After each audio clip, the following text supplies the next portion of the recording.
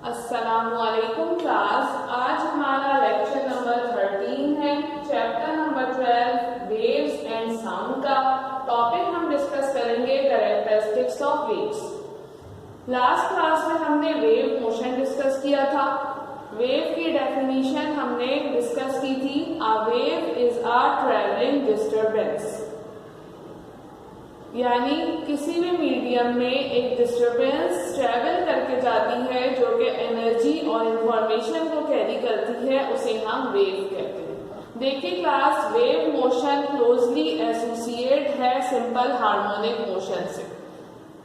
Wave को generate करने के लिए आपको किसी भी पार्टिकल को सिंपल हार्मोनिक मोशन परफॉर्म करवाना पड़ेगा। यानी आप ये कह सकते हैं कि जब कोई particle simple harmonic motion produce करेगा तो उसके रिजल्ट में वेव्स जनरेट होगी। वेव्स दो तरह की हो सकती हैं, लॉन्गिट्यूडनल और ट्रांसवर्स। दोनों वेव्स को हम पीरियोडिक वेव्स भी कह सकते हैं। पीरियोडिक की टर्म आपने इस चैप्टर के फर्स्ट लेक्चर में भी डिस्कस की थी। देखिए, कोई भी पैटर्न जो रिपीटेडली ऑब्जर्व हो रहा हो उसे पीरियोडिक कहा जाता है।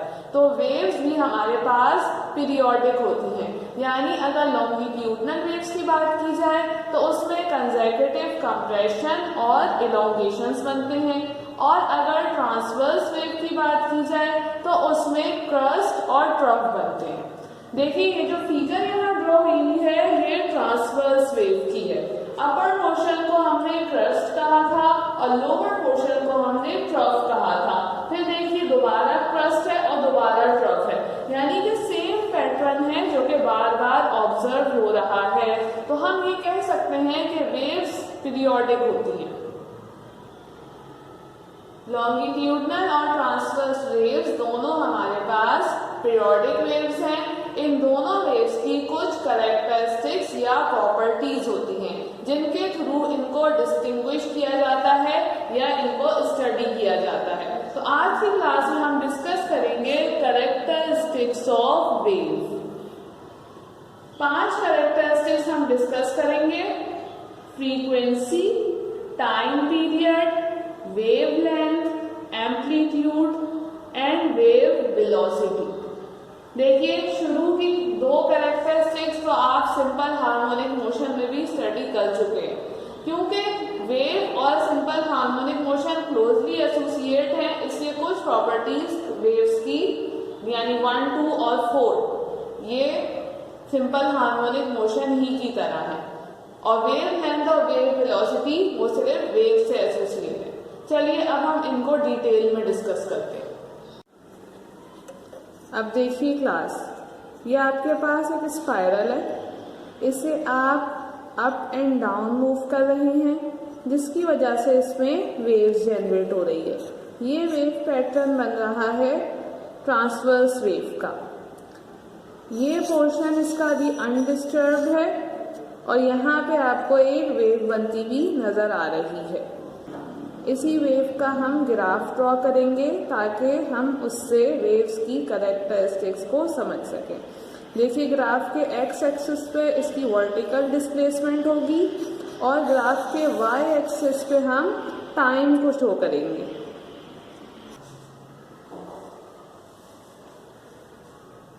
अब देखिए क्लास, ये उसी स्प्रिंग का हमने ग्राफ ड्रॉ किया है। देखिए, वाई एक्सिस पे वर्टिकल पोजीशन ऑफ स्प्रिंग है, यानी कि स्प्रिंग को हमने मूव किया था अप एंड डाउन, जिसकी वजह से उस पे वेव जनरेट हो रही थी और ये वेव पैटर्न यहाँ पे ड्रॉ हुआ है। ये जो लाइन स्ट्रेट है ये स्प्रिंग की अनडिस्टर्ब पोजीशन है, यानी जहां पर वेव फॉर्म नहीं हो रही है, और इस एक्सिस पे हमने टाइम दिया। फर्स्ट टर्म हमारे पास थी frequency, number of waves generated by a source in unit time. देखिए, यहाँ हमारे पास स्प्रिंग थी और हम उसमें वेव्स कैसे जनरेट करवा रहे थे, हम उसे अपने हाथ से अप एंड डाउन मूव कर रहे थे। एक दफा आपने अप और डाउन मूव किया तो एक वेव प्रोड्यूस होगी। सेकेंड टाइम जब आप उसे अप एंड डाउन मूव करेंगे तो सेकेंड वेव प्रोड्यूस होगी। इसी तरह 1 सेकेंड में आपने जितनी दफा स्प्रिंग को अप एंड डाउन मूव किया, वो उस स्प्रिंग की फ्रीक्वेंसी होगी। अगर आप 1 सेकंड में 2 दफा स्प्रिंग को अप एंड डाउन मूव कर रहे हैं तो इस स्प्रिंग की फ्रीक्वेंसी 2 हर्ट्ज होगी। इसको दूसरे तरीके से कैसे डिफाइन कर सकते हैं? Number of vibrations that an object producing waves executes per unit time, यानी कि वेव को जनरेट करवाने के लिए जो ऑब्जेक्ट वाइब्रेट कर रहा है वो 1 सेकंड में जितनी मर्तबा वाइब्रेट करेगा वो उस वाइब्रेशन की फ्रीक्वेंसी होगी। ये डेफिनेशन आपने सिंपल हार्मोनिक मोशन में भी पढ़ी थी और वहां आपने ये भी डिस्कस किया था कि फ्रीक्वेंसी और टाइम पीरियड आपस में रेसिप्रोकल है। देखिए ये टाइम पीरियड वही टाइम पीरियड है जो आपने सिंपल हार्मोनिक मोशन में भी डिस्कस किया था। फ्रीक्वेंसी का यूनिट भी हमने सिंपल हार्मोनिक मोशन में डिस्कस किया था, साइकिल्स पर सेकेंड, वाइब्रेशंस पर सेकेंड या ऑसिलेशंस पर सेकेंड, और इसी को हम हर्ट्ज कहते हैं। हर्ट्ज का सिंबल Hz है और 1 hertz is equals to 1 cycle per second.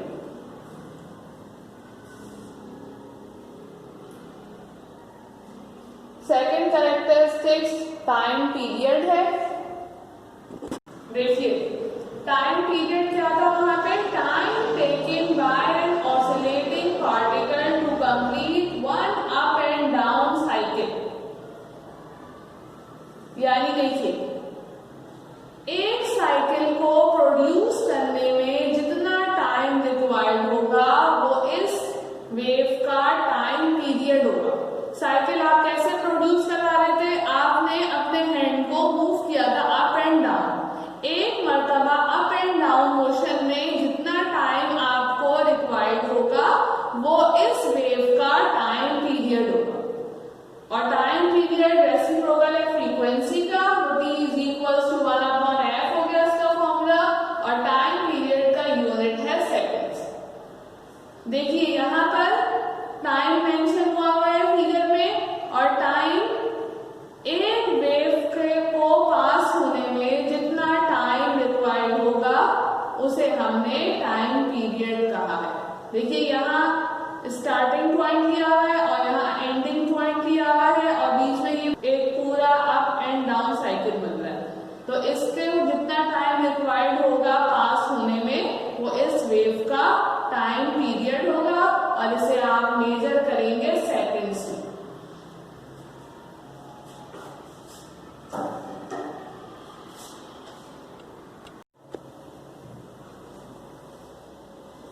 Third term हमारे पास वेव लेंथ है। Horizontal distance covered by a wave in 1 complete vibration.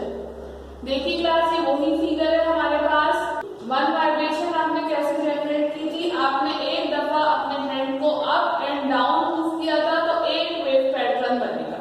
एक वेव पैटर्न मतलब एक क्रस्ट और एक ट्रफ, और क्रस्ट हम इस अपर पॉइंट को कहते हैं और ट्रफ हम इस लोअर पॉइंट को कहते हैं। हॉरिजॉन्टल डिस्टेंस का मतलब है आप डिस्टेंस मेजर करेंगे इस पॉइंट से लेके इस पॉइंट तक। हॉरिजॉन्टली 1 क्रस्ट एंड 1 ट्रफ का डिस्टेंस कॉन्स्टिट्यूट करेगा वेव लेंथ। देखिए फिगर में वेव लेंथ मेंशन हुई है, एक क्रस्ट और ये एक ट्रफ, इसका हॉरिजॉन्टल डिस्टेंस वेव लेंथ है। वेव लेंथ का सिंबल हमने लैम्डा यूज किया है, लैम्डा ग्रीक सिंबल है। वेव लेंथ को और कैसे डिफाइन करते हैं? डिस्टेंस बिटवीन 2 कंसेक्यूटिव क्रस्ट और 2 कंसेक्यूटिव ट्रफ्स। क्रस्ट देखिए क्लास ये जो highest point on the wave है इसे हम क्रस्ट कहते हैं। ये पहला क्रस्ट है और सेकंड क्रस्ट कौन सा है? ये वाला है। यानी इस पॉइंट को हम सेकंड क्रस्ट लेंगे, ये हमारा फर्स्ट क्रस्ट है, ये दोनों कंसेक्यूटिव क्रस्ट है। इस पॉइंट से लेके इस पॉइंट तक का डिस्टेंस भी वेवलेंथ के इक्वल होगा। या फिर 2 consecutive trough, trough means lowest point on the wave. देखिए ये लोवेस्ट पॉइंट है, ये फर्स्ट ट्रफ है और ये हमारे पास सेकंड ट्रफ है। इस पॉइंट से लेके इस पॉइंट तक का डिस्टेंस भी हमारे पास वेवलेंथ होगा। देखिए कंसेक्यूटिव क्रस्ट या फिर कंसेक्यूटिव ट्रफ लेंगे, ये फर्स्ट क्रस्ट है, ये सेकंड है और ये थर्ड है, तो ये क्रस्ट और ये क्रस्ट कंसेक्यूटिव नहीं। कंसेक्यूटिव हम किसको कह रहे हैं, इसको और इसको। इसी तरह कंसेक्यूटिव ट्रफ यानी ये वाला ट्रफ और ये वाला ट्रफ, फर्स्ट और ये वाला ट्रफ कंसेक्यूटिव नहीं। हम डिस्टेंस मेजर करेंगे दो कंसेक्यूटिव ट्रफ के दरमियान या दो कंसेक्यूटिव क्रस्ट के दरमियान। तो आप कह सकते हैं वेवलेंथ वन वेव का डिस्टेंस है, यानी इस पॉइंट से इस पॉइंट तक का, या फिर एक क्रस्ट से लेकर दूसरे क्रस्ट तक का, या एक क्रस्ट से लेकर दूसरे क्रस्ट तक का। वेवलेंथ का SI यूनिट मीटर है, इसे जनरली नैनोमीटर्स में मेजर किया जाता है। देखिए क्लास फोर्थ टर्म है हमारे पास एम्पलीट्यूड। वेवलेंथ हमारे पास हॉरिजॉन्टल डिस्टेंस था, जबकि एम्पलीट्यूड हमारे पास वर्टिकल डिस्टेंस है। Distance between crest and normal position और distance between trough and undisturb position. हम नॉर्मल पोजीशन कहें या अनडिस्टर्ब पोजीशन कहें, बात एक ही है। जब स्प्रिंग में वेव फॉर्म नहीं हो रही, उस पोजीशन को हमने यहाँ स्ट्रेट लाइन से डिनोट किया है और यही इसकी नॉर्मल पोजीशन है। आप नॉर्मल पोजीशन से लेके क्रस्ट यानी इसके हाईएस्ट पॉइंट तक का डिस्टेंस मेजर करें, या फिर नॉर्मल पोजीशन से लेके ट्रफ यानी कि इसके लोवेस्ट पॉइंट तक का डिस्टेंस मेजर करें, ये दोनों डिस्टेंस इक्वल है और इसी को हम एम्पलीट्यूड कहते हैं। एम्पलीट्यूड को हम रिप्रेजेंट करते हैं कैपिटल A से और इसका यूनिट मीटर्स है। देखिए एम्पलीट्यूड की टर्म सिंपल हार्मोनिक मोशन में भी थी, वहां हमने इसे x नॉट से रिप्रेजेंट किया था और ये मीन पोजीशन से लेके एक्सट्रीम पोजीशन तक का डिस्टेंस था। अब इसी तरह वेव के केस में भी बात वही है, ये नॉर्मल पोजीशन इसकी मीन पोजीशन है और क्रस्ट और ट्रफ इसकी एक्सट्रीम पोजीशन है, तो इनके दरमियान का डिस्टेंस एम्पलीट्यूड है। लास्ट टर्म है हमारे पास वेव वेलोसिटी। वेलोसिटी की जो डेफिनेशन आपने चैप्टर नंबर 3 में पढ़ी थी, वही डेफिनेशन वेव वेलोसिटी की भी है। देखिए distance travelled by a wave in unit time is called velocity. Velocity का फॉर्मूला क्या था, velocity is equals to distance upon time. अब जो आपने 4 प्रॉपर्टीज यहाँ पे डिस्कस की है वेव की, तो आपने देखा कि वेव का जो डिस्टेंस मेजर होता है वो in terms of wave length होता है, यानी distance travelled by a wave is wave length, और वेव का जो टाइम मेजर होता है वो उसका टाइम पीरियड होता है। वेव लेंथ का सिंबल लैम्डा, टाइम पीरियड का सिंबल कैपिटल T, तो हम कह सकते हैं v is equals to lambda upon T। लेकिन क्लास टाइम पीरियड खुद किसका रेसिप्रोकल है, फ्रीक्वेंसी का। T is equals to 1 upon f, और यहाँ आपके पास टाइम आ रहा है डिनोमिनेटर में, इसकी जगह जब आप 1 अपॉन f सब्स्टिट्यूट करेंगे तो f लैम्डा से मल्टीप्लाई हो जाएगा और वेलोसिटी का फॉर्मूला आपके पास ड्राइव होके आएगा v is equals to lambda f। यहाँ लैम्डा वेवलेंथ है और f जो है वो फ्रीक्वेंसी है। इस फॉर्मूले से आप किसी भी वेव की वेलोसिटी कैलकुलेट कर सकते हैं।